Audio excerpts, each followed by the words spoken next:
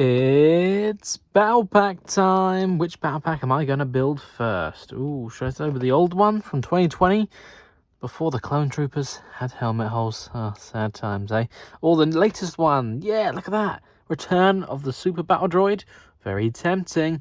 Or should we go something, Clone Wars era fully with the 332nd troops? Yeah, they're pretty cool with the orange. Nice, like that. Or some more 501st. You can't go wrong with a 501st, can you? But since this one is kind of the OG one that everyone went crazy for, I'll build this one first. So here we have LEGO Star Wars set number 75280, 501st Legion Clone Troopers. And yeah, this one was very desirable indeed. It comes with a 501st Jet Trooper and 3 501st Clone Troopers and 2 Battle Droids. And it comes with a 501st themed Bark Speeder and Walker as well. On the back of the box, this shows you some alternate play scenes you can create and how you can actually move the Walker with the Stud Shooters as well. Everyone's favourite Stud Shooters. And I just really like this little comedic scene down here because I always thought the Battle Droids were just great. They were so funny. I still can't seem to hit anything. Also on the box is still advertisement where you can play with these vehicles in the LEGO Star Wars Skywalker Saga video game. Inside the box you'll find 2 numbered bags and 1 sticker sheet. Plus you can tell this set's from a few years ago because look at that, the instructions still look actually nice, unlike the bland, boring design they have these days. First of all, I have to say these clone troopers do look so good. The only thing that would make them better would be arm printing, but otherwise I'm pretty happy with these. You've got 3 standard clone troopers and of course your jet trooper, and this was once again back in the day when LEGO didn't have helmet holes, so these clone trooper helmets cannot be used with the typical clone accessories which you might find in these battle packs here because they have changed the helmet holes.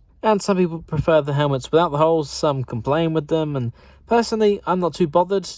They don't stand out to me that much, but I just thought I'd mention it here. And if you take the helmet off, this is what the head looks like. No double-sided faces or anything, but it does use that slightly darker skin tone, which they've started to use for clone troopers in the past few years. And then here's a close look at the Jet Trooper with some more pretty accurate print detailing going on there. And of course you've got the Battle Droids, which haven't really changed in their appearances at all. I think maybe like once they had a slight redesign at the very beginning, but what you see is what you get.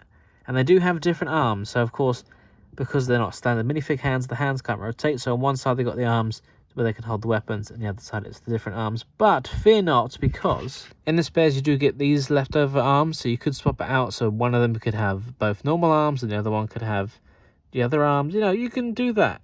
It's nice that they include that though, because otherwise trying to get them to attach different things can be a little bit difficult. But honestly, I think LEGO have pretty much mastered the design with these, so I don't see them changing that anytime soon. And with the figures out of the way, let's turn to the build. So if we start off with the Bark Speeder, the first thing I'm going to say, which I'm sure you're probably thinking it already, is it's way too big compared to a figure. If we just grab the Jet Trooper here and put him next to it, look at that, the scale is crazy. It needed to be so much shorter and just proportionally smaller.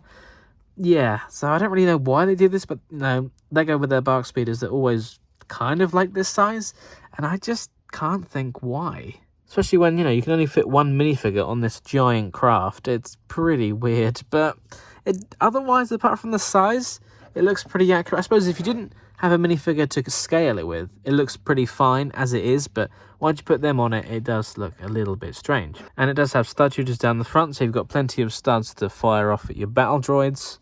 And then you've got a couple of classic blasters attached on the end, which I guess you could give to your troopers if you wanted to.